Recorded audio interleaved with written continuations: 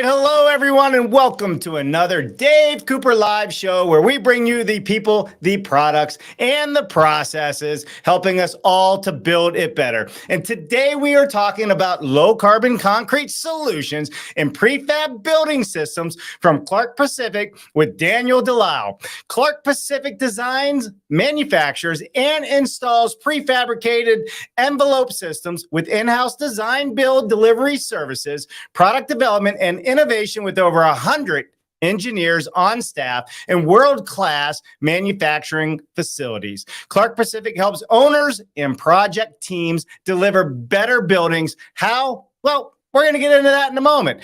First, we got to thank our sponsors who are helping us deliver these conversations in driving down operational and embodied carbon and driving up productivity in the built environment. So a big shout out to Forward Solutions Group, who is successfully driving companies to succeed where others have failed. Reach out to Ben Hershey to learn more, Ben at forwardsolutionsgroup.com, and see how they can help you optimize your efficiency or adopt software solutions to improve communications, productivity, and profitability. And a big thank you to Howick Ltd. They have a long history of innovation in cold form steel manufacturing and produces innovative precision roll forming technology for customers throughout the United States and the world. Check out their machine buyer's guide for offsite modular construction or fast build construction with light steel for framing. To learn more, please visit them at howickltd.com. Without all these sponsors, it is really hard to do what we do and bring on the best of the best for an unedited conversation. And today is no different. We are going all the way to the top. The people that were building the Apple building. That's right. And we may end up there one day. You're going to love this conversation. Dan, let's bring him on. Dan Delisle, how are you, my friend? Super. Such energy. I love it. Yeah, you know what? Kind of like you guys, man. I love what I do. And clearly you guys too, because you're building some of the most, I would say, famous buildings with some of the most famous companies in the world. So, but Dan, before we get into that, you know the Dave Cooper drill. We're going to want to know everything about you from the moment you were born to this very moment in time. Do not leave out any of the good stuff from the hospital, or we're going to bring your kids on, and they're going to tell us all the stuff you don't want us to know. But you only have 2 minutes to do it, and then we'll bring you back in, and we're going to get into an awesome presentation to include discussion on the Apple building.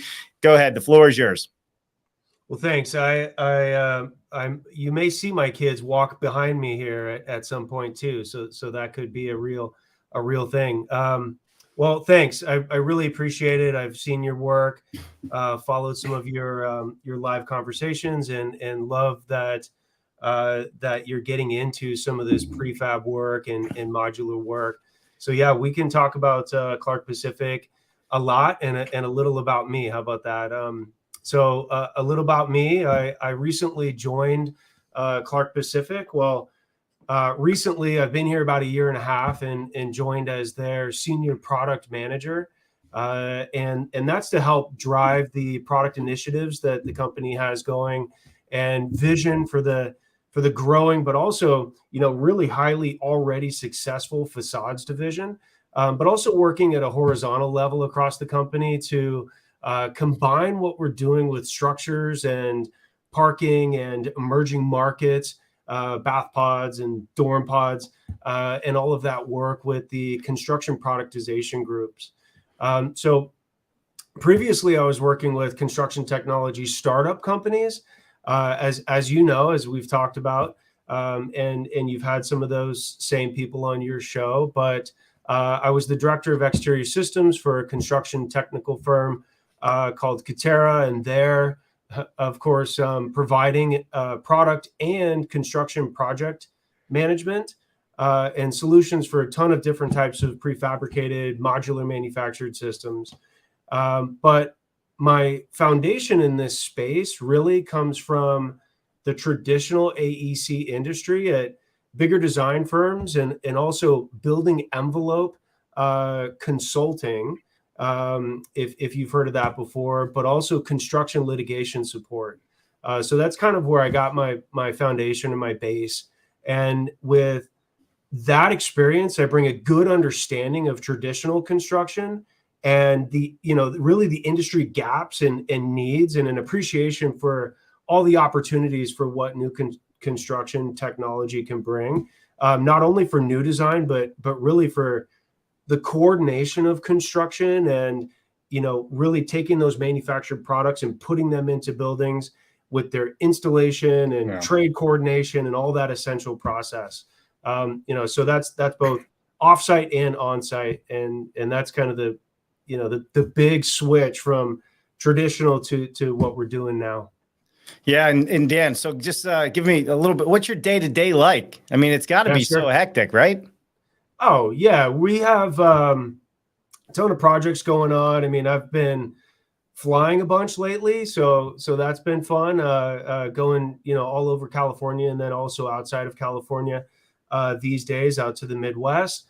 But it's it's an active role because we're constantly combining projects, actual projects with the productization side. So trying to feed projects, learn from the projects back into the product. So it's been very busy lately.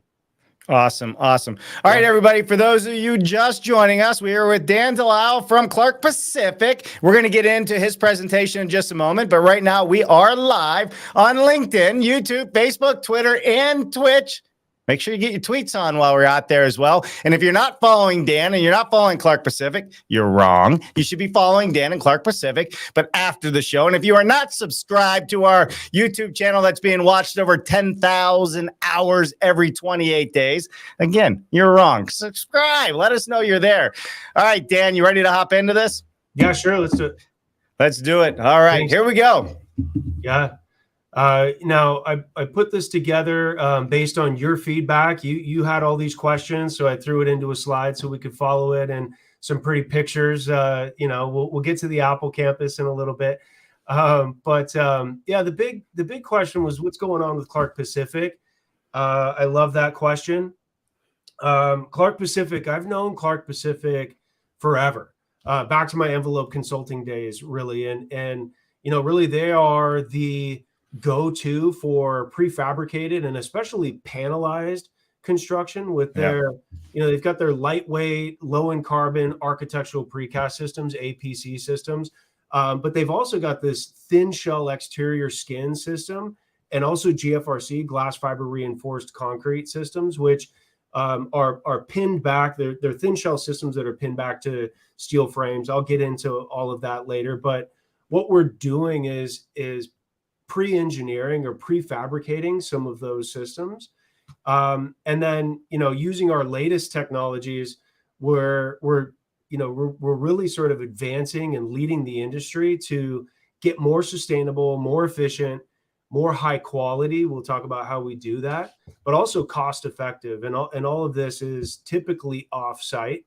But what I've come to realize at Clark Pacific is that the manufacturing methods, the supply chain and logistics, and the construction, the installation of buildings has really been carefully optimized over decades, like 3 generations of leadership. It's a family-owned company, so 60 years plus of service to the AEC industry, and all that deep understanding really differentiates Clark Pacific, and I'm glad to be a part of it.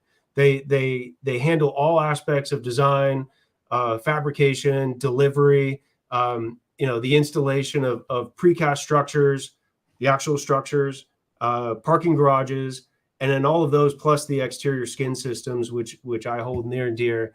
But they do that as a design build contractor, or you can take pieces of that.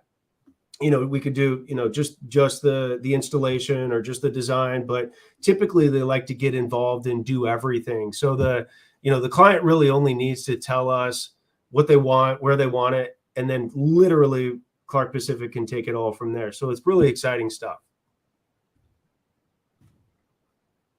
Let's see here. Yeah, go ahead. Yeah. So let's hop into some of this and let's really dive into it, because Clark Pacific isn't just on the on the modular side or the panel side. I mean, you're in several different spaces, but what you've done is you've taken all these different verticals and you're bringing them together to make a system happen. And I Yes. think it's going to be really important to get into talking about this. And that's going to lead us into the Apple conversation and others as well, because, with the facades and with this, concrete panel systems that you're using, not only is it good for buildings, but it's good for garages and all kinds of structures. So let's hop into it. Yeah, sure. Yeah. I think really the manufacturing facilities, because they are state of the art and we're always improving them. Yeah. And we can get into that. I believe I have some slides here.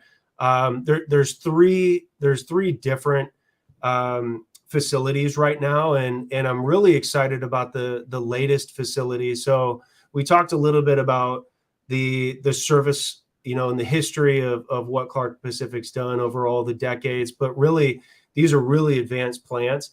And the Adelanto plant, which we're opening next year, actually, I wanted to invite you to come out. And I've seen some of your shows where you've got the hard hat on and we walk around or maybe drive around in a little go-kart or something. And I'd like to show you what we're doing there, because it's really starting to get the idea of more automation, more productization, and pulling some of what is really just mixing concrete together into what really it can be. So that's cool. I really love the innovation that's happening at some of these at some of these facilities. But really the Adelanto plant, let me know if you want to go, and we'll try and make it happen early next year. And we could show you more of that, what that innovation looks like. Okay. Dude, people are going to laugh, but I just acquired some new technology that we'll be able to drive around in a golf cart and live stream and do some things at a much higher quality than what we've done in the past. So I think this would be a perfect testing ground for some real world technology with multi cameras and everything else. So I'm in. Just let me know when. You got it. Yeah, I mean, it's funny. Like I said, you think of concrete and you think, well, where's the innovation there? But I believe that really we're working on so many big projects, and there's so many reasons that the construction industry right now is taking kind of a longer time to adapt to technology and innovation. But one of the main reasons that I see is that most new projects are bespoke, and often with a very new team, and we know this, but really, because we know this, I think that people are really focusing in on it, and companies are really focusing in on it. So some of the biggest innovations that I'm seeing is the fact that we actually understand that the bespoke and new teams and starting, all these projects starting from scratch is an issue. And so really it's really us trying to make strides to address it. And so there really wasn't the standard platform that folks were using across the industry to share information from project to project or team to team. But now we're seeing that, and we're seeing that translate into these facilities and into our actual work. Some of the major advances, I think, are in the software and technology, manufacturing technology, and of course also the building materials. But DfMA or design for manufacturing and assembly and more automation is really, as a prefabricator, we depend on all of those latest technologies. And since we do all the design for manufacturing and own that whole process, we're consistently and constantly striving for more efficiency and constructability. And we're seeing that on all of these projects and translating it into the products. Wow. And we talk about this all the time. It's about owning the project, right? Who's the quarterback, and how are you taking it from conception all the way through the delivery and to the stakeholder? And I think it's super, super important, especially in offsite construction, because when there's too many handoffs without a quarterback making sure the project's going where it needs to go, that's where the hiccups start coming in, and that's where the missed items start coming in, and that's where the production drawings don't match the in-house drawings. ... Would you agree with that? Yeah, 100%. I mean, it's all these advancements are just going to get better and better, obviously, because and we can see the market really responding favorably to what we're doing, and what it is really making things more clear and transparent. And so you get better collaboration, better integration of teams, but also integration of actual building components. You get better accuracy, you get, and all that transparency happens across each discipline. And so remember, Clark Pacific's been doing this for decades, right? So there's a lot of companies that are literally just getting started with this. And so I feel great about being in this sort of spearhead, trying to get things done and really make things work out for prefabrication. Yeah, for sure. So from, and just going by your highlight that we have up on the screen, I mean, personally speaking, I mean, you did some time at Katerra where there was $1 billion of research money that everybody could spend. And I mean, there's a lot of learnings from it, regardless of the failure.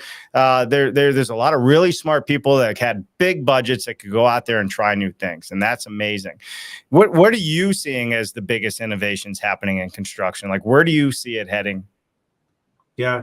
Yeah, I really see it. We touched on it a little bit here, but it's the technology, the DfMA, the design for manufacturing. There's a ton of companies out there that are realizing that, you can do all the design up front. How does that translate to the actual building components?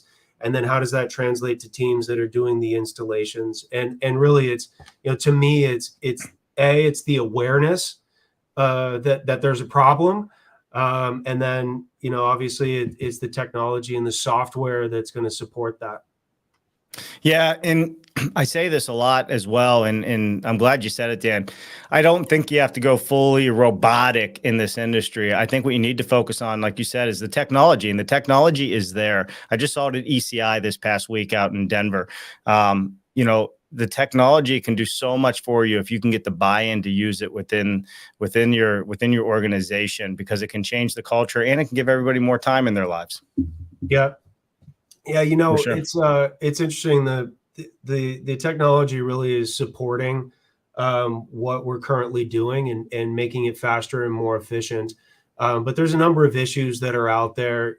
Some of the things that I'm seeing is looking at how to address, skilled labor shortages, construction schedules, impacts to neighborhoods and site projects. And then, some of the bigger ones that I know that everybody that's watching can realize is cost certainty, and trying to really nail down cost certainty. And so the technology is just trying to help us to define those things. But that's really, those are the big things that I'm seeing that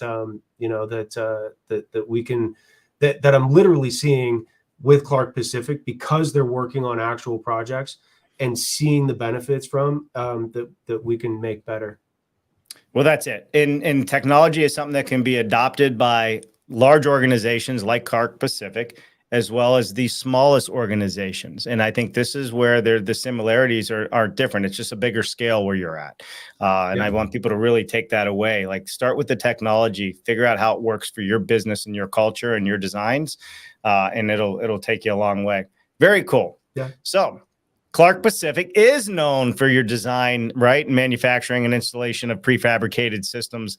So, let's talk about some of these successes and kind of walk us through, because it's just not buildings, and I want everybody to know this.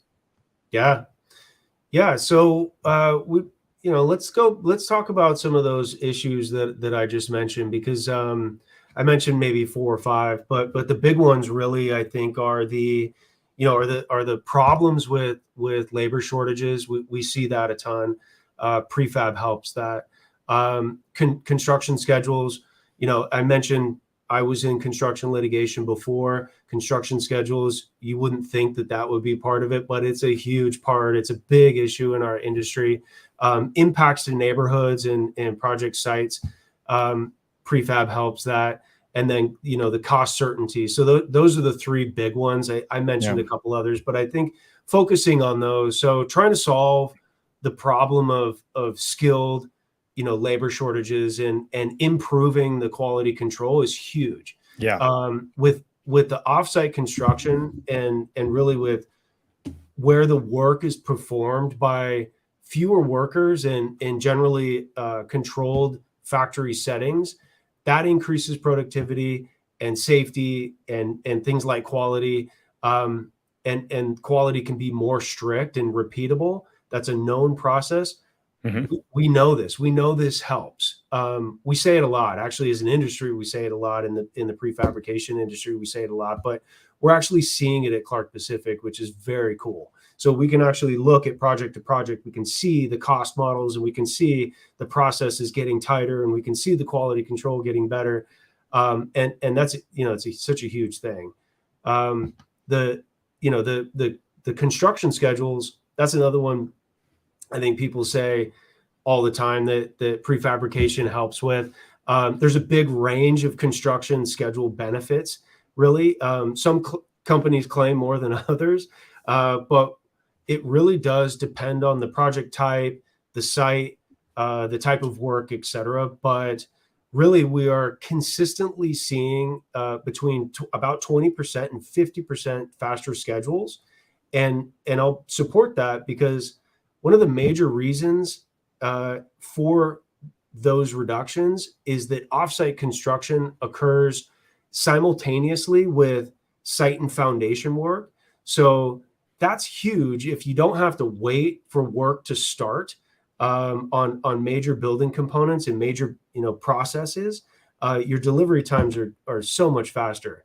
That then the other part is scheduled delays due to weather, and site conflicts is a huge one. All of those are really significantly, the schedule delays are significantly reduced, and the site conflicts significantly reduced because a lot of the construction is taking place outside of that, and so we are actually seeing that too, and that factors in all over the U.S., but surprisingly also in California. Another really interesting thing there, a well-known piece, is that we have pre-kitted or pre-assembled systems, and those definitely result in reductions as well for site coordination, but also short and long-term durability issues, which, going back to my envelope consulting days, this is a big deal that I understand really well. So things are really things that we're really actually realizing. Very cool. So let me unpack a couple of things on this, if I could. Sure. All right. Yeah, so we talked about the labor issue. Clark Pacific, obviously, you're on the cutting edge. You're doing some of the biggest projects in the world with some of the most advanced technology companies in the world. Are you finding it hard to hire people? No, it's interesting. We have the most engineers employed in California.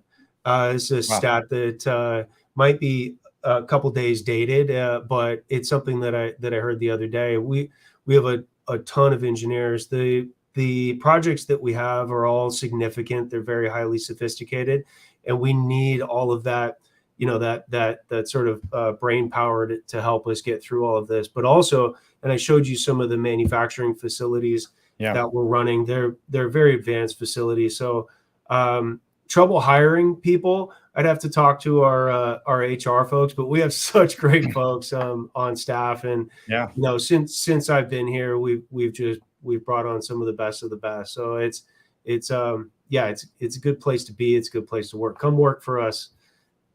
Maybe not you, Dave, but whoever's listening. I'll come.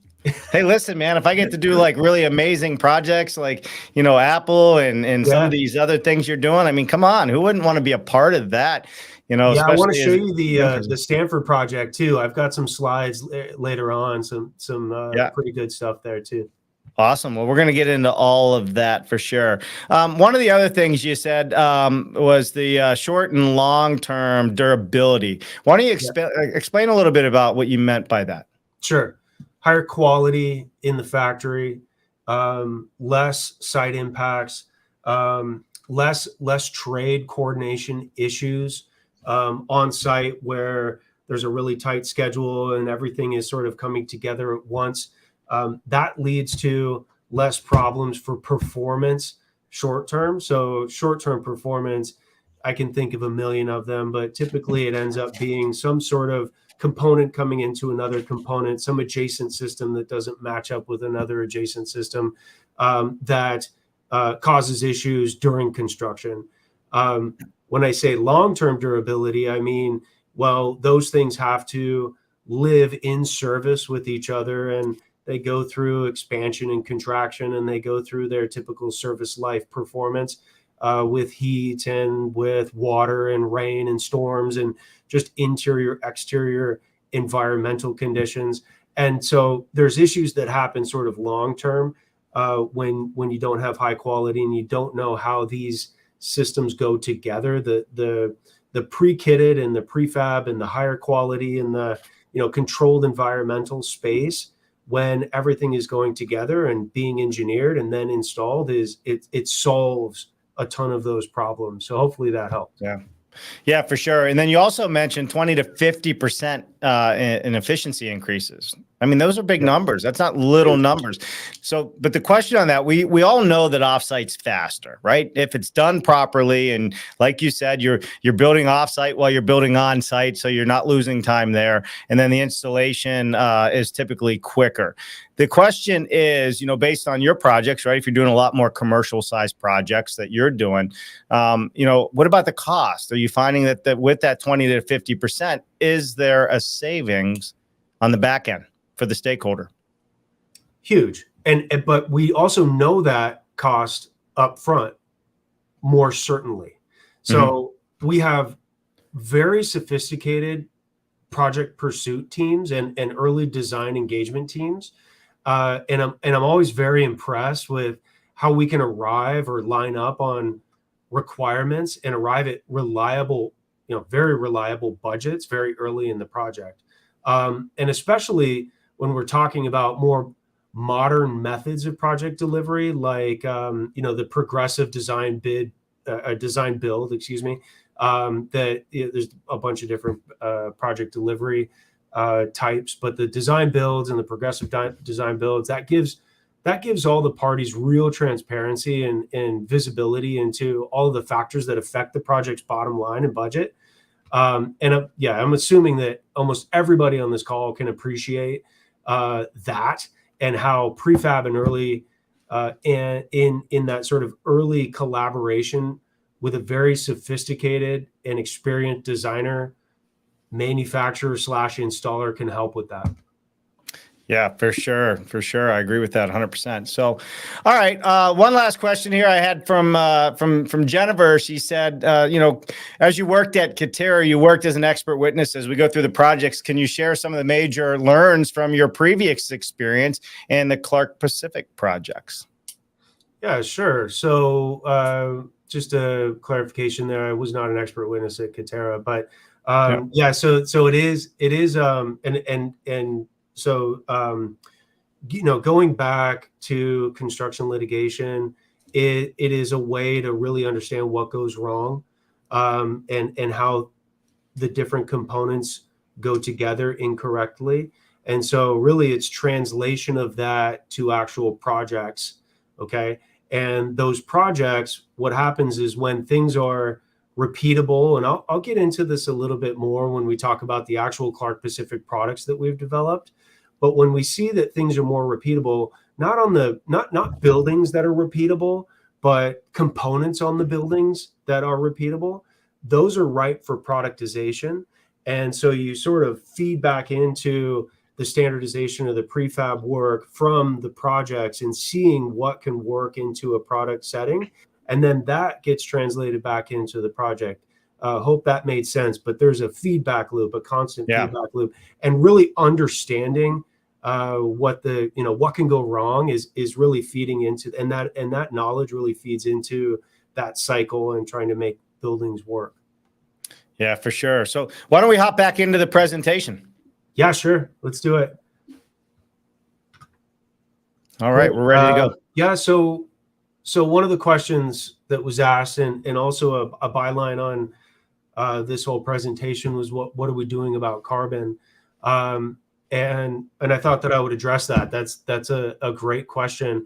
I've got some slides there. They've got a bunch of numbers and pie charts. I know that people like that, but it's something that I think that there are many more dedicated lunch and learns, or what I like to call bring your own lunch and learns, or webinars about carbon and carbon sequestration and embodied carbon. And we also have a ton of information on Clark Pacific's website, and also more than a few infographics and other marketing materials that I can send you or make available to the attendees here. There's a ton of information out there on what we are doing. But I'll give it a tidbit or snippets, and people can feel free to reach out to me or reach out to Clark Pacific directly. We're also part of several authorities on the subject, and active in communities and associations that care about these things. So ABC Collective, there's Rocky Mountain Institute, PCI, there's a number of others. But to start, I'll go to some of these graphs here. We've taken a big look at concrete, and this is really over decades. Okay, so we are really one of the primary authorities on this subject, and then we're also digging into all of the components of our various systems. So, such as the steel, the insulation, for instance, and seeking out places to reduce or lower our carbon footprint. So. As I mentioned, we've been doing this forever. We are the go-to for concrete in the area, and low carbon solutions for concrete. The low carbon solutions for concrete, they've been around and successfully used for many years. Clark Pacific, in fact, has been doing it for over 40 years, which is a big deal when you look at concrete in general. Typically, the solutions that we have, they make use of materials called SCMs, supplementary cementitious materials. So fly ash, which is a byproduct of the coal industry, slag, which is a byproduct of the steel industry, and we use those extensively along with some proprietary mixes. So the downside of those SCMs is that it can slow the curing process, which causes concrete to gain strength more slowly. So in general, you want about 5,000 PSI for the long-term strength, the 28-day strength for concrete, 2,500 PSI for an overnight strength, which is essentially, if it's too strong, it can create finishing concerns. There's a bunch of different finishes, sandblast and acid blast that we do to the surface of the concrete. Can't be too strong, too weak, and you can create form break concerns. So when you take the concrete, when it's poured in forms, if it's not strong enough, you break the forms, and there can be issues there. So impacts during that curing process can be a huge bummer, as you can imagine. But when you have these big projects and many projects going at the same time, and 800 cubic yards per day, that's something that you really want to be aware of, and because it makes significant impact. So over the years, my point there is that Clark Pacific has created proprietary processes and developed materials where we figured out how to use these SCMs super effectively compared to the competition. And there's a few things that we do there I can get into. I don't have a slide for it, but essentially a big part of it is that we engineer them really well. So the concrete volume, we can actually carve out a bunch of concrete volume by making the engineering really smart, thinning out slabs and wall systems, adding ribs, adding framing to achieve similar strength with less material. That's one big thing that we do. We also have form and fabrication techniques and processes that are engineered to reduce the early strength requirements and the long-term strength requirements. And that enables the use of higher mixes or more SEMs in the mixes. And then because we're off-site, we're not casting on-site, which a lot of tilt-up work does that. And there's, cast-in-place systems. But off-site allows us to use forms that are heated. There's a heating system that we use that accelerates all that early strength gain. And that actually can allow up to almost 70% of or removal of 70% of the cement from some of these mixes, which is huge. So Yeah. the heating system I'm referring to, there's some data on this too. It removes roughly 20 times the carbon from the mix that it took to actually heat the forms. So it's a huge, great thing. And these are super aggressive approaches that we can start to really remove and reduce the cement from these systems and building components and buildings. Yeah, I mean those are definitely big numbers. 20 times of the carbon from the mix is I mean that's big advancement, especially with when we talk about concrete, and the value of concrete, but also the carbon footprint it leaves, right? So there's two sides to this, because I had somebody in Europe say, the most sustainable building ever built is the one that doesn't have to be rebuilt. Yeah. Right. Good. So there's that side of it. And then there's the side of, well, we use a lot of concrete in this world, for everything, footings and all that. So I love that. We sure do. Yeah. And we're looking at sorry, go ahead. No, you go. It's all about you. Yeah. No, I wanted to say, I think I've got some slides here, so we'll get through them. But we're looking at the individual components too. And so when we have a system, and I just have an actual cross section, if you will, of a wall system with concrete and insulation and steel. You look at all of those parts and components; they all have their own global, the GWP, or the global warming potential, and carbon footprint. And so we consistently look at all of these things and try to get to a place where we are performing way better than our competition. And then we also have things like, our infinite facade system, which is very high performance. And then we have our net zero building product, which is a structural solution that I'll get into a little bit later. But those all help with carbon and climate. And then incidentally, I went past it earlier, but I wanted to mention too, we also use solar power to power all the plants. So the Woodland plant has a 7-acre solar farm that powers more than half of all of the energy used for prefabrication. And that plant in Woodland is the largest prefabricated concrete manufacturing facility in North America.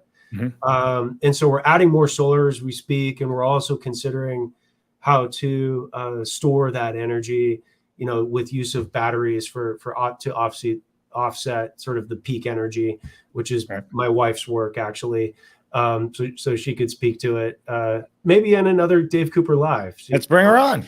Okay, good.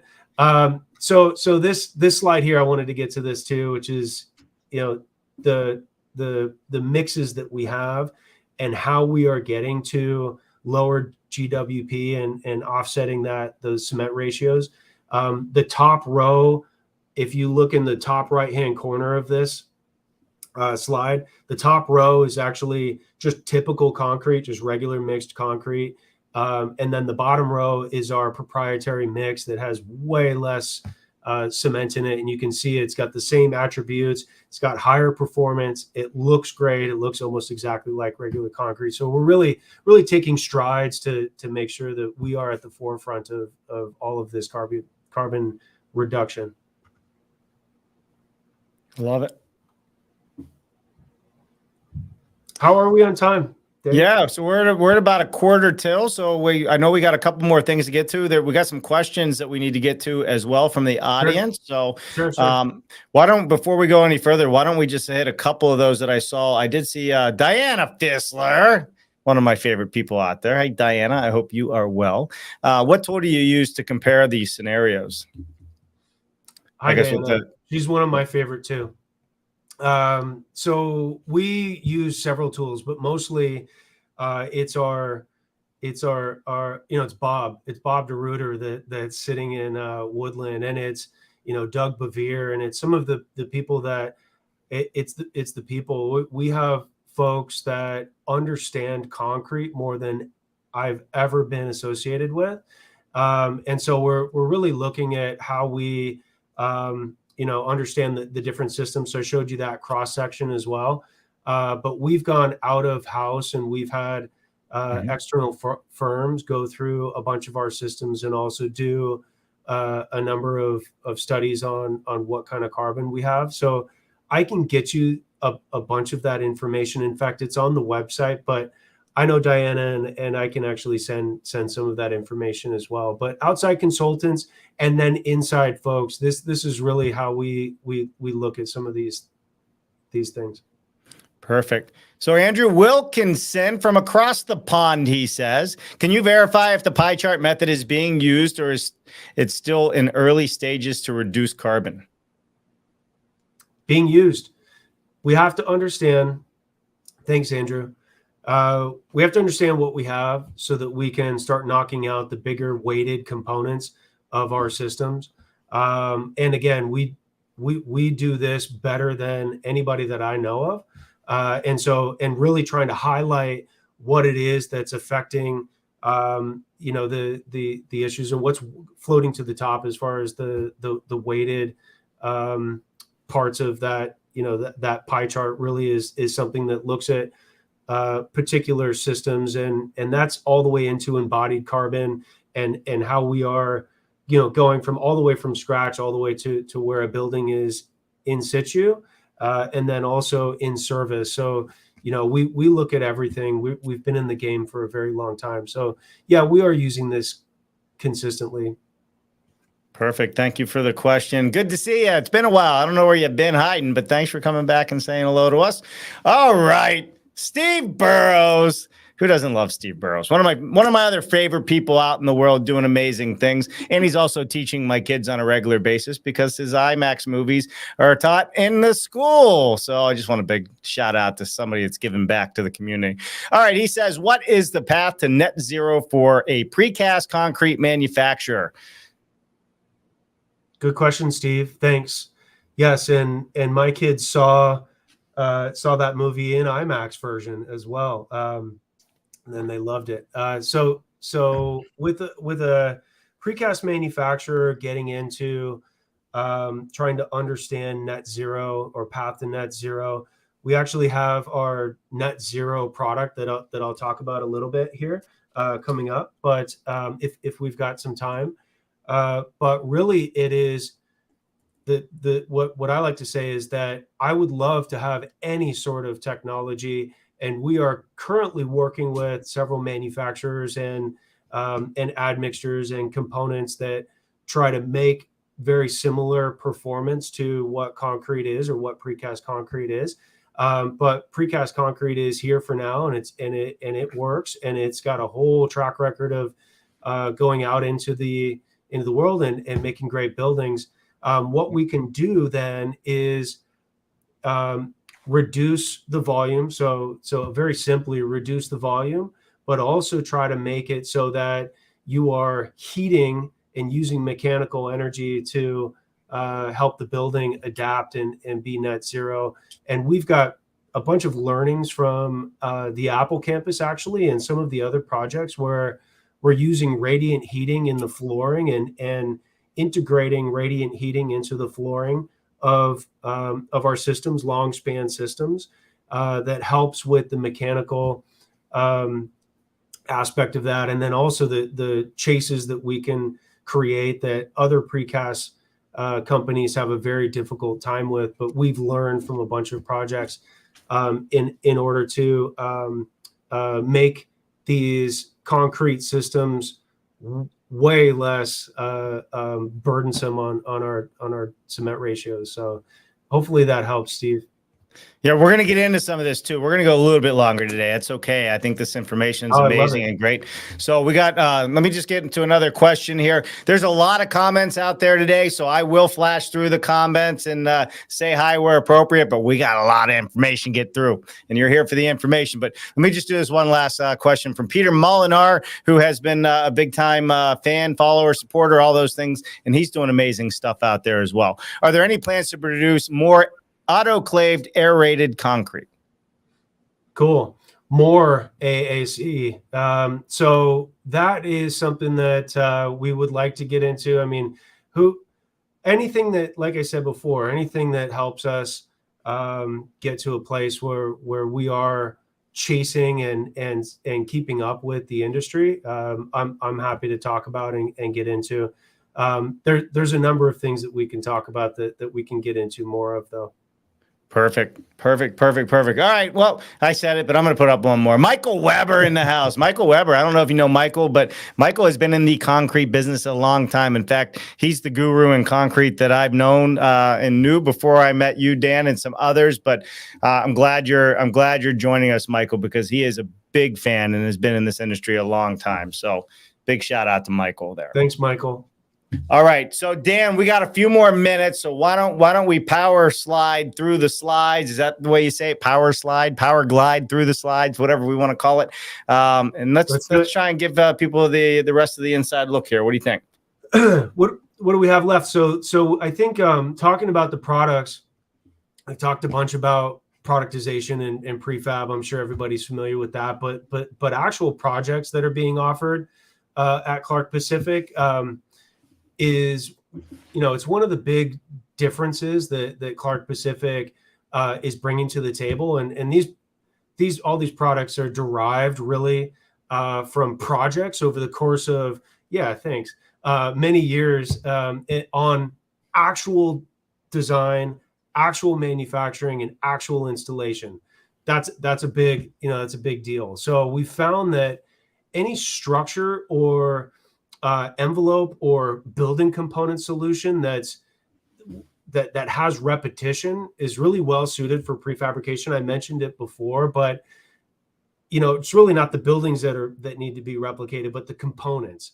So right. there's three big systems that really lend themselves well to that, and that's parking structures, precast buildings themselves, so beams and columns and floor and ceiling systems, and then their mechanical constituents or adjacent systems, which I talked about when Steve asked his question, and then the envelope system, high performing envelope system. So those three.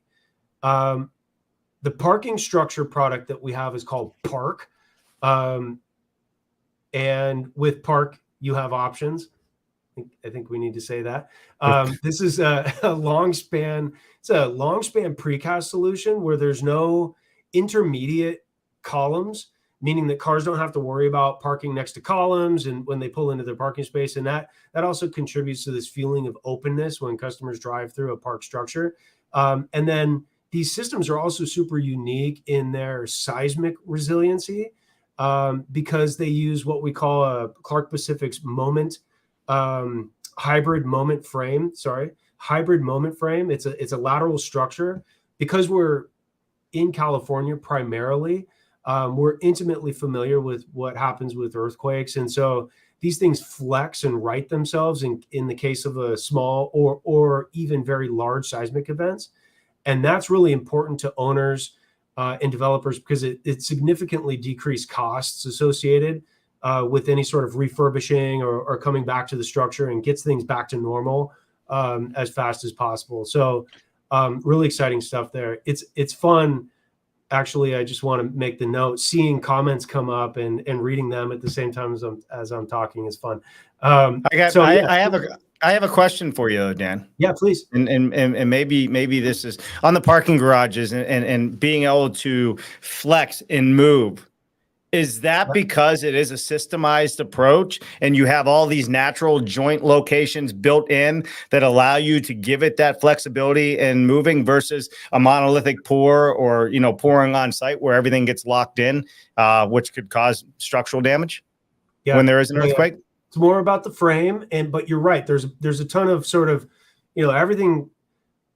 Actually, I think Steve Burrows said this once, but our buildings are funny. They've got a whole bunch of very rigid parts, and then you have to put them together with goop or gooey things, and that helps with tolerances and that helps with movements. But really, it's the hybrid moment frame that helps us here. Precast structures in general in California and in earthquake zones have sort of a stigma, but it comes from a long time ago. Northridge, there's the big earthquake that happened and it moved things around. Well, we've learned since then, and we are really good at making these precast structures that Yeah. are resilient to seismic. So, Love it.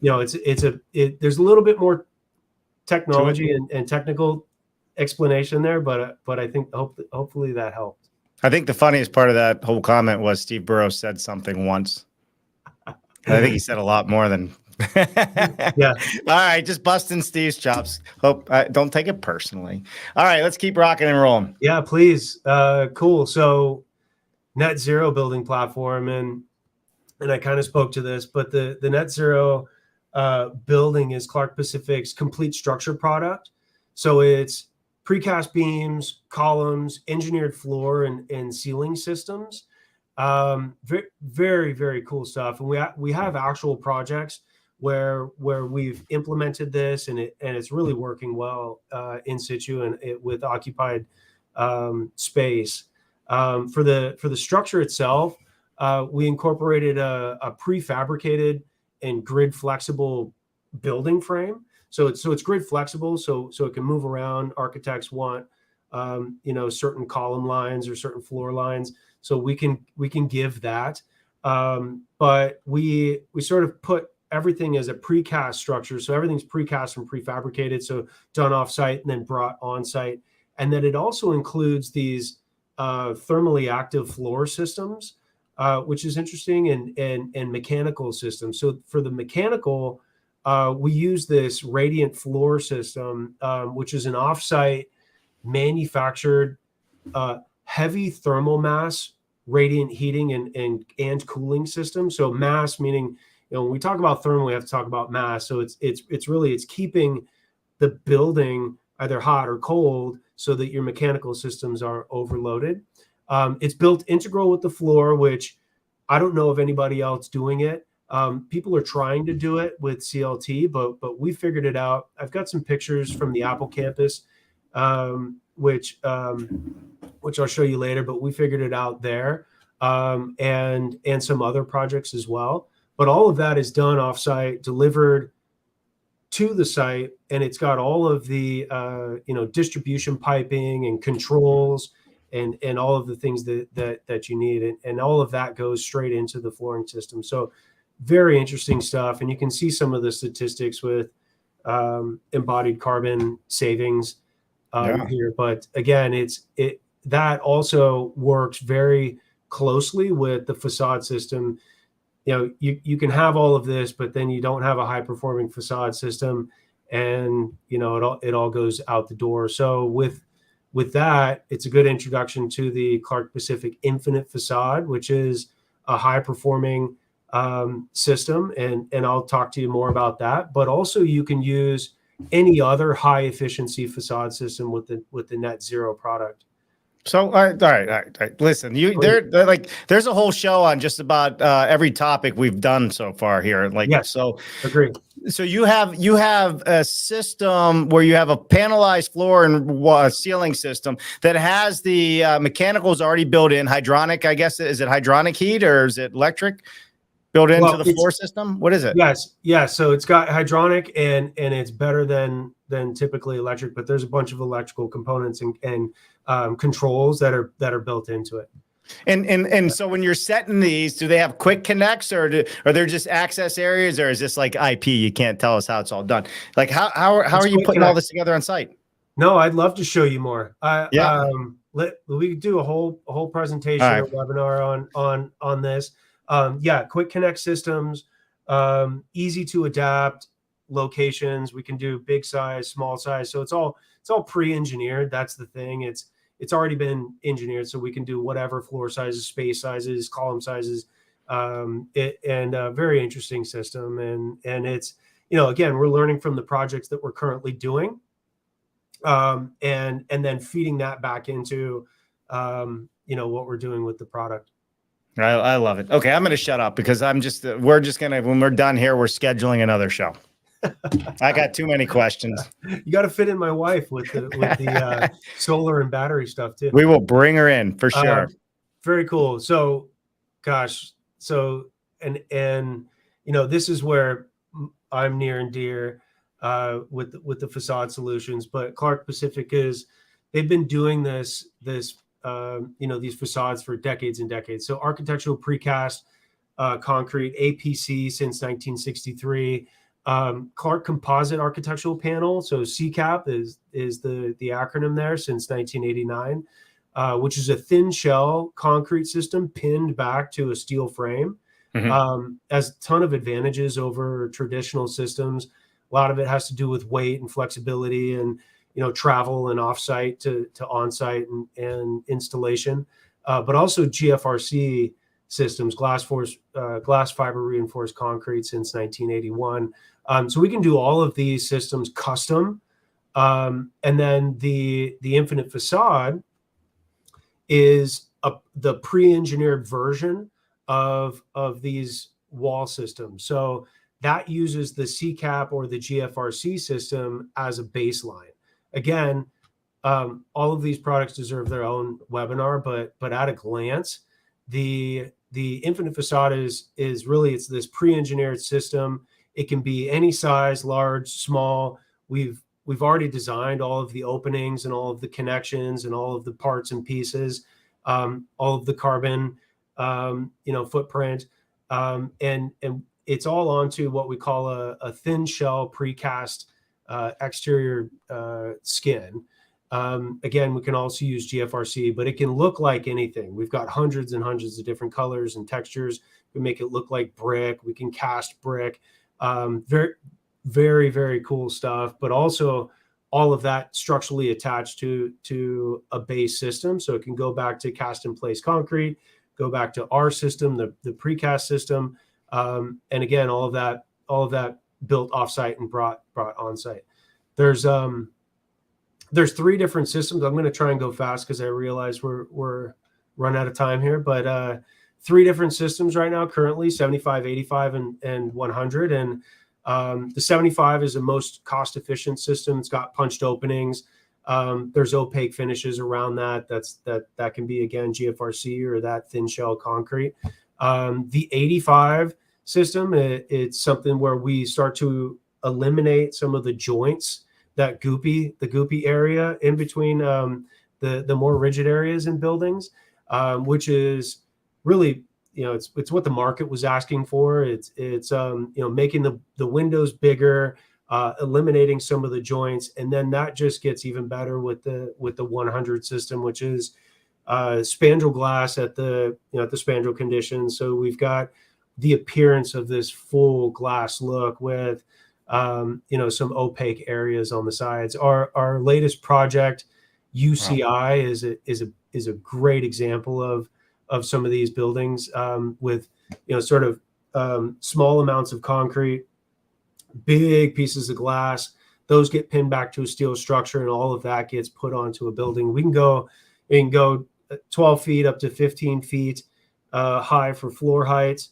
We're looking at going up to even higher than that. Some of the steel framed primary system solutions go up to 16 feet. Biotech likes that a lot. Laboratories like that a lot. Plus, we can go 30 to 35 feet wide. So these big systems that come in, and we've really engineered the way to manufacture and then install all of these panels. So very exciting. Wow, that is very cool. Yeah. So should we look at some projects? Yeah, I was just saying, we're well over time. So Cool. Why don't we look at a couple quick projects? Dan, we're going to have you back on, and then we can dive into, I'd like to take a deep dive into the Google project. Would you be willing to come back on and do a deep dive on some of that? Apple project. All right, I'm sorry, Apple. Yeah. We probably done Google too, so maybe we can find some there. Yeah, I keep saying Google. I Google everything, I guess. Yeah, sure. Let's do it. Yeah, so a lot of good learnings there. I think the way that we would want to structure that, Dave, and maybe some folks that are attending can ask some more questions about what they want. But really, it's a bunch of learnings that we had. We did, it's a huge employee housing and office space, but we also did the parking structure that's adjacent to that, and it's all precast. So everything is precast. It's all the sort of radiant flooring, and then there's also these big chases where we can put the mechanical equipment. The auditorium. It is literally the largest prefabricated office building in the world, and And again, we learned a whole bunch from Awesome. that. So I'd love to come back and talk more about this. Yeah, we're definitely going to have you back to talk more about this. It is an amazing project, not only because it's an amazing, just that it's system built, but it's round. Right. This isn't just a simple square, boxy, panelized type building. There's a lot of engineering behind these angles. Tons. And we should get into that. And then think about the glass. So the glass also is installed at a curve. So for sure. Very interesting stuff. So whole bunch of things on 75, 85, and 100. And I'm happy to get into this. We also have a whole bunch of information online, and I'm happy to show anybody that writes or messages out to us. And I can also send that out to you too, Dave.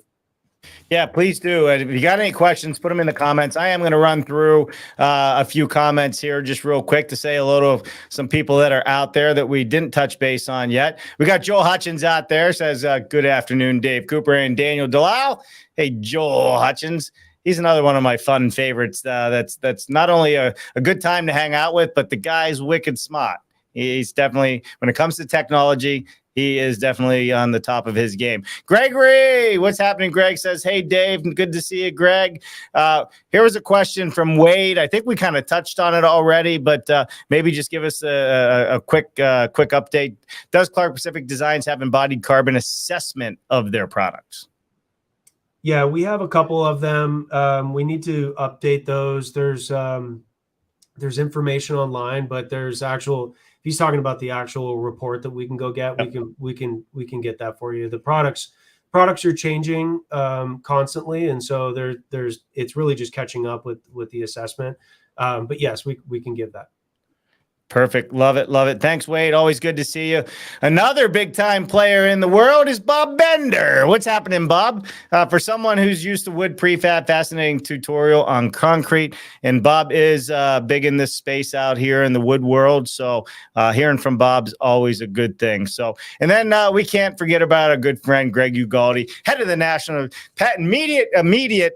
immediate past chair. I don't even know. He's just the past chair of the National Association of Home Builders. He says, great answers by Dan regarding construction issues. And his comments were excellent regarding the advancements and pricing accuracy early in the process. Absolutely. Always great when Greg joins us as well. Let me see if I missed anybody or anything else here. If I did, I apologize. We got a lot of moving parts here. Dan. Yes, sir. Is there anything you want to leave us with? We will have you back on before the end of the year if we can find a space to plug it in. I want to talk further about this. There's just, I knew this was going to happen. I should have just scheduled like a 4-week series with you. Yeah, let's do it. Why don't we plan on having you come out to Adelanto and looking at the new automated and more highly technological facility. It's in California. So you have to, you might have to take off your jacket. Put on some short sleeves, but please come out and visit. Yeah, well, listen, I am not one to shy away from warm weather, my friend. So no problem. I got my flip-flops packed.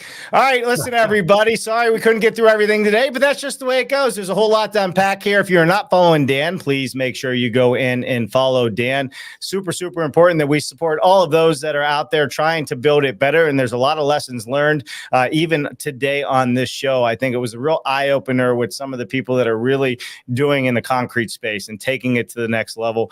More so than I think a lot of people even realized was happening out there. And also, we have Friday, Jessica McNaughton on of Cara Green, 10 p.m. Pacific, 1 p.m. Eastern, with my good friend Mark Bare Naked Willie, but he does not show up naked, so don't be afraid of that. It is bare naked because that's what he calls his T-stud that he uses. So join us for that. Outside of that, Dan, I think this was an amazing presentation. You're a heck of a presenter. And obviously, you got a pretty good fan base out there. It was getting lit up. So well done. Awesome. That's all well you. Done. Hey, thanks, Dave. Thanks for the invite. Talk to you soon. Thanks. Yeah, make sure those kids run by next time so we can all see the kids, because we all know we love the kids on the show. So surprise, they're not sitting on my lap. Yeah. That's all right. We'd welcome all of them. All right, don't go anywhere, Dan. The rest of you have a wonderful, wonderful afternoon. It is hump day. That means you have 3 more days to build it better before the weekend. So make sure you don't stop working on building it better and prepare yourself for Saturday and Sunday so you can spend time with your family and enjoy life a little bit. I'm Dave Cooper, Dan Delisle. Thank you. We'll see you next time. Bye, everybody.